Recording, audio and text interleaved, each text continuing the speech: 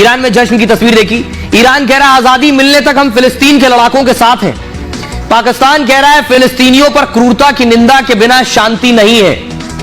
पाकिस्तान कह रहा है इजराइल अगर फिलिस्तीनियों को रोकेगा तो और क्या होगा। कतर कह रहा है फिलिस्तीनी लोगों के साथ हिंसा के लिए इजरायली जिम्मेदार है। यमन कह रहा है हमास के हमले को सम्मान गौरव की लड़ाई बताया। लेबनान कह रहा है इजराइल के कब्जे की प्रतिक्रिया में हमास ने हमला किया है। अगर हमले की प्रतिक्रिया में हमला किया है तो महिलाओं के साथ अत्याचार नहीं हो सकता है, बच्चों के साथ अत्याचार नहीं हो सकता है। अमेरिका क्या कह रहा है? अमेरिका इजराइल के साथ खड़ा है। इजराइल की मदद के लिए हम हर तरह से तैयार हैं। फ्रांस कह रहा है पीड़ितों के साथ खड़ा हूं, इजराइल को पूरा समर्थन है। ऑस्ट्रेलिया कह रहा है हम इस वक्त अपने दोस्त इजराइल के साथ खड़े हैं। ब्रिटेन कह रहा है इजराइल को अपनी सुरक्षा का पूरा अधिकार है। कनाडा कह रहा है बर्बर हमला किया, इजराइल को सुरक्षा का हक है। रूस कह रहा है गाजा में तुरंत सीज फायर की अपील की है। चीन कह रहा है फिलिस्तीन इजराइल से युद्ध खत्म करने की अपील कर रहा है चीन।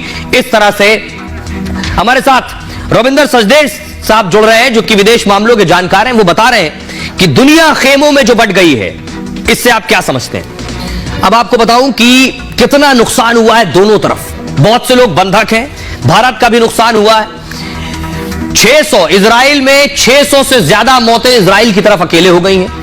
2300 से ज्यादा लोग घायल बताए जा रहे हैं। 100 से ज्यादा सैनिक गायब बताए जा रहे हैं। 750 नागरिक लापता हैं और हमास पर 600 एयर स्ट्राइक की गई है इजराइल की तरफ से। फिलिस्तीन के कई शहर तबाह हो गए हैं। हमास में 400 से ज्यादा लड़ाकों की मौत हुई है और 1800 से ज्यादा घायल बताए जा रहे हैं। 800 लोग लापता हैं इस वक्त, जिनका कोई अता पता नहीं। इजराइल पर 7000 रॉकेट दागे हैं हमास ने और कई इजरायली कस्बों पर हमला किया गया है। यह अब तक दोनों तरफ से एक्शन हुआ है। आइए अब मैं आपको दिखाऊंगा इसके बाद की आखिर स्थिति क्या है और कैसे, क्यों दरअसल इंटेलिजेंस फेल हो गई इजराइल की। अब तक हम बात करते थे कि इजराइल बहुत ताकतवर है और इजराइल के जो इंटेलिजेंस है वो दुनिया में जिसका लोहा माना जाता है। मोसाद इजराइल की खूंखार खुफिया एजेंसी है। मोसाद को दुश्मन का काल कहा जाता है। दुश्मन की हर हरकत पर मोसाद की नजर होती है और पूरी दुनिया में मोसाद इस खूबी के लिए मशहूर है। लेकिन हमास के बारे में मोसाद नाकाम साबित हुआ इस बार। हमास ने दावा किया कि उसने 5000 रॉकेट दाग दिए।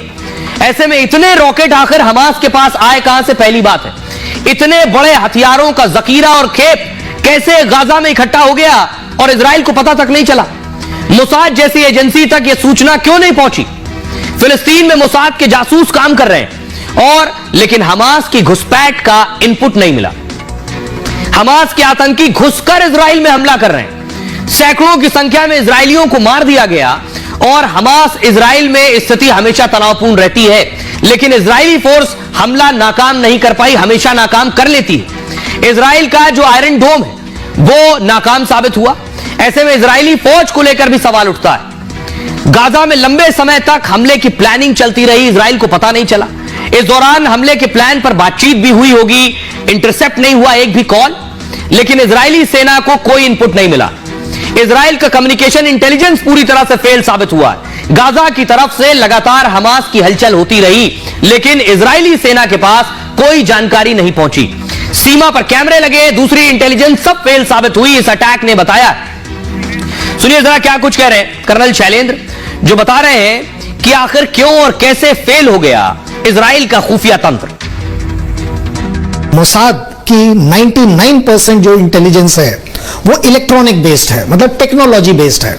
और टेक्नोलॉजी बेस्ड आइटम में आपके पास हमेशा एक हैंडीकैप जरूर रहेगा कि वो टेक्नोलॉजी आपको वही दिखा सकती है जो उसकी काबिलियत है, उससे आगे नहीं दिखा सकती। वो टेक्नोलॉजी कभी नहीं दिखा पाएगी कि मेरे दिमाग में इस समय क्या चल रहा है। अब अगर हम बात देखें कि हमास ने अगर कोई चीज दिमाग में सोची, कोई चीज बनाई, स्कीम बनाई और अगर वो डिस्प्ले में नहीं आई तो टेक्नोलॉजी कैसे पकड़ेगी? यस, चैलेंज सबसे बड़ा ये रहा कि मोसाद की रेपुटेशन है कि वो अपने दुश्मन के अंदर इन्फिल्ट्रेट कर कर भी पता करने की कोशिश करता है। शायद उस जगह पर मोसाद को ये चैलेंज अनफॉर्चुनेटली उनके फेवर में नहीं आया। मोसाद की फेलियर का पार्शियल फेलियर है, तभी तो इतना बड़ा काम हो गया। अगर उसका फेलियर नहीं होता तो इस तरह का काम होता ही नहीं। सो हमें बड़ी जिम्मेदारी से मानना पड़ेगा कि यस, मोसाद को भी चाहिए कि वो अपने सिस्टम्स को रिवाइव करे। अब मैं आपको बताऊं, सवाल ये, आपने आयरन डोम का नाम सुना होगा। आयरन डोम की तस्वीर मैं आपको दिखाऊंगा। ये आप देख रहे हैं, ये जो आयरन डोम के अटैक आपने देखे होंगे इससे पहले युद्ध में 2021 के दौर में, ये आयरन डोम बिल्कुल अद्भुत चीज थी, माना जा रहा था ये ऐसी चीज है, ऐसा संकट मोचक है इजराइल के लिए कि उसे किसी भी परेशानी से बचा लेता है। लेकिन इस बार क्यों नहीं काम किया, क्यों फेल हो गया इजराइल का आयरन डोम? इजराइल अपनी हवाई सीमा को अब तक अभेद्य मानता था, उसकी हवाई सुरक्षा का जिम्मा आयरन डोम के पास था, जिसके दम को पर वो खुद को सुरक्षित मानता था।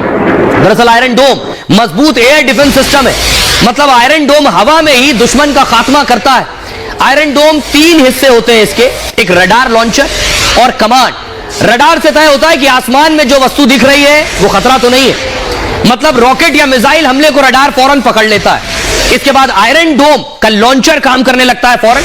लॉन्चर से इंटरसेप्टर मिसाइल की फायर की जाती है। यह मिसाइल टारगेट को ट्रेस करते ही आसमान में ही दिशा बदलती है और हवा में ही रॉकेट या टारगेट को नष्ट कर देती है, जैसे इस तस्वीर में आप देख रहे हैं। कमांड पोस्ट के जरिए इस पूरी प्रक्रिया पर नजर रखी जाती है। अमेरिका के साथ मिलकर इजराइल ने आयरन डोम विकसित किया और इजराइल इसकी 90% कामयाबी का दावा करता है। लेकिन हमास ने इजराइल के इस हवाई कवच को भेद दिया है। हाल में हमास ने इजराइल पर कई बार हवाई हमले किए। इजराइल ने आसमान में हर बार हमले को नाकाम कर दिया, लेकिन बार बार फेल होने से हमास काट खोजने लगा इसकी। और इस बार हमास ने क्या किया, ये रॉकेट देख रहे हैं आप, इसे कहते हैं साल्वो रॉकेट। साल्वो रॉकेट से इजराइल पर हमला बोला। साल्वो रॉकेट से कम समय में ज्यादा हमले होते हैं, जिससे हर रॉकेट को रोकना या नष्ट करना मुश्किल होता है। यानी एक बार में इतने अटैक कर दिए हमास ने कि आयरन डोम डिफेंस सिस्टम समझ ही नहीं पाया क्या हुआ। इसलिए हमास ने 20 मिनट में 5000 रॉकेट दाग दिए और इनमें हमास के कई रॉकेट कम दूरी के भी थे।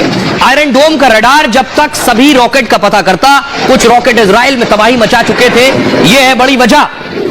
अब जरा सुनिए क्या कुछ कह रहे हैं defence expert major general Sanjay Soi साहब, जो बता रहे हैं कि ये बड़े बड़े उपकरण आखिर क्यों नहीं काम आए, क्यों हमास जैसा एक आतंकी संगठन आसमान से, जमीन से, समंदर के अंदर से घुस गया इजराइल के अंदर, और कैसे।